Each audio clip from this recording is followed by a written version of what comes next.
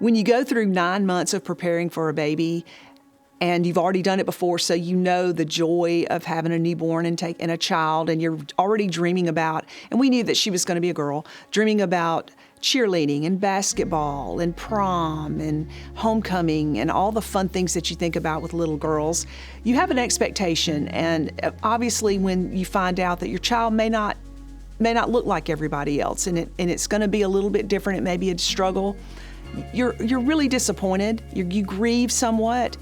But once you get to know that child within minutes and you start bonding with that child, all of that, the things that you planned for just don't seem to be as important anymore. And now it's about taking care of a baby and growing that baby and setting the goal to make her successful in everything she does. In June of 2007, we had a little girl named Joellen, and we call her Jojo for short. And she was born in Jackson. We have a child that's 9 years older than she is. She was born with Down syndrome, and we did not know that until she was born, until minutes after she was born. And she looked completely normal, so we really didn't know until the doctor came in and said that there was 99.9% that the diagnosis would come back with Down syndrome. But they also said that she would be high functioning, and that was good news. And even if it weren't, we would have still accepted that. We can do this. It's just going to look a little different. And then the next thing I thought, well, it's going to be up to two things in our lives. It's going to be up to good parenting, and it's going to be up to a good education and a proper education and an education that works for a child with a disability. I knew that if we could get those in place pretty quickly, that we would have a successful life for our daughter, Jojo.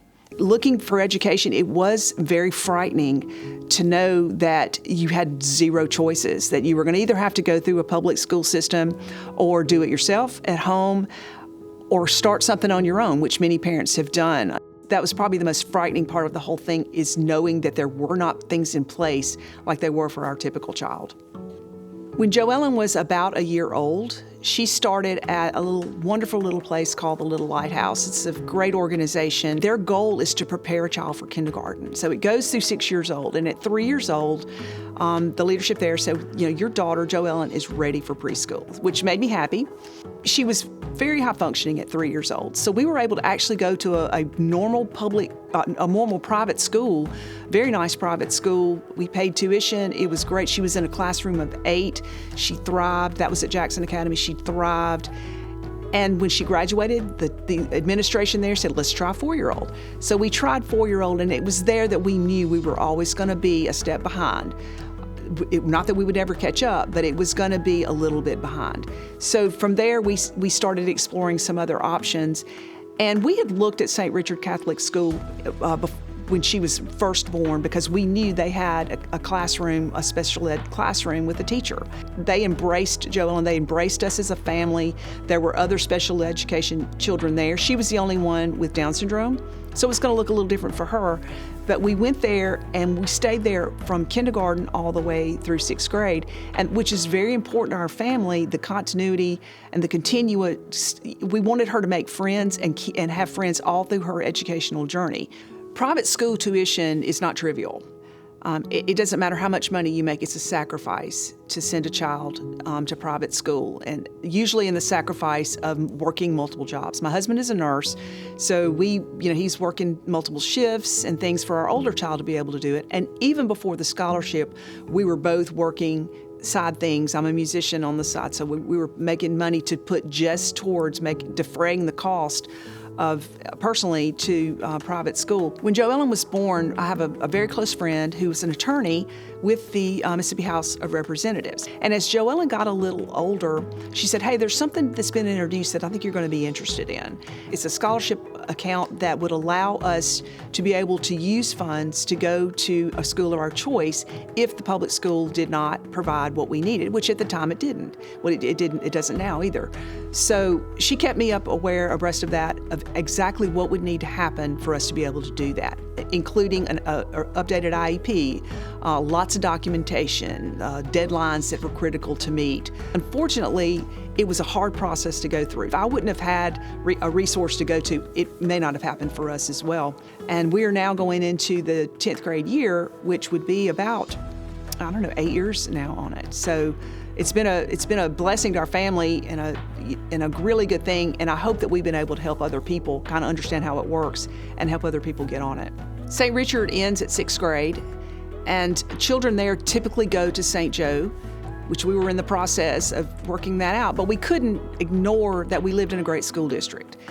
And we wanted to make sure we had no regrets for not looking at that. So we went to our local district, and my husband went to a large public school, a Jackson public school, very large. So he'd kind of warned me what the population, how large it would be, considering that we had been in small schools up until that point. So we went in, and it was a great facility, kids, typical kids. But as soon as I walked into the special ed classroom, I had a fear that she would never get out of that she would be in that room and never have a chance to expand.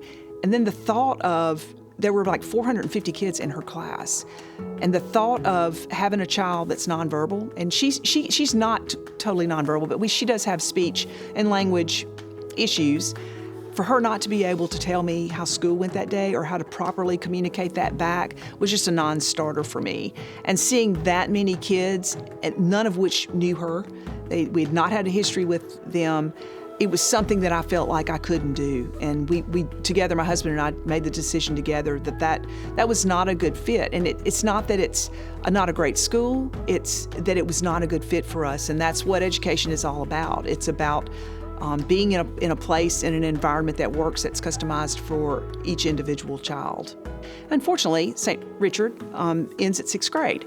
And the natural progression, they're a feeder school for St. Joseph Catholic School, which did not have a special education classroom, which scared us because 100% of her class were going to go there, and there were 25 or 26 in her class.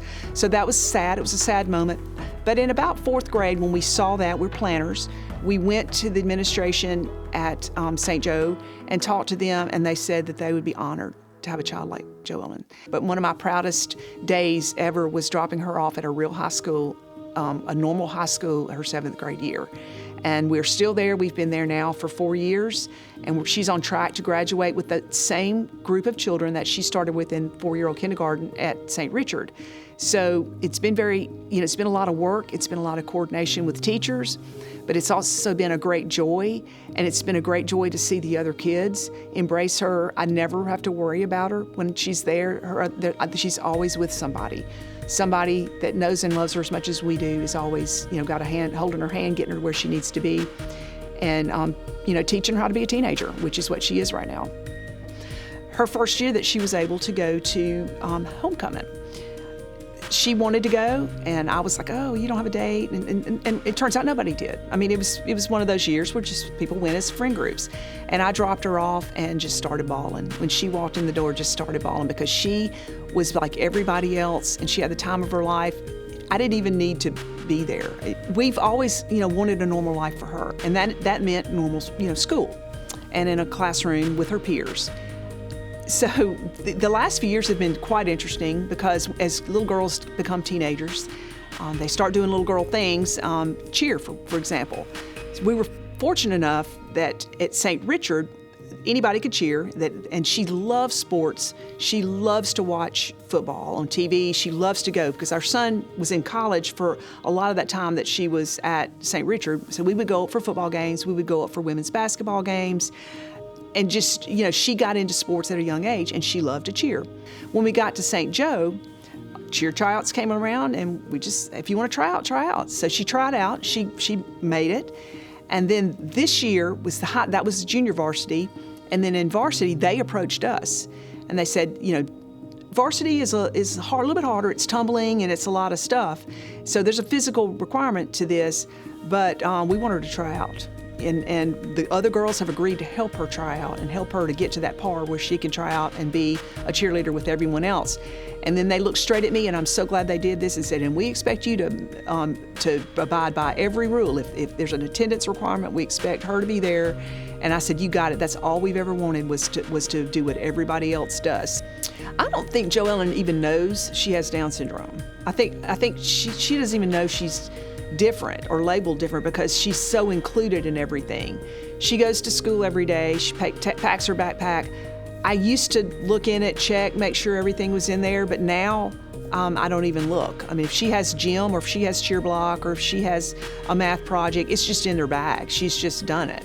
I'm so proud of Joellen, I do not know what to do. Somebody asked me the other day what makes me the happiest in the world. Without even thinking about it, my answer was spending time with Jojo is my favorite thing in the whole world to do. When all of those things went through my mind before we found out she had Down syndrome, a pretty little girl in pink, being on the cheer squad and getting to go to homecoming dances and having friends at school and having, going to lunch with friends, every single one of those things is happening for her.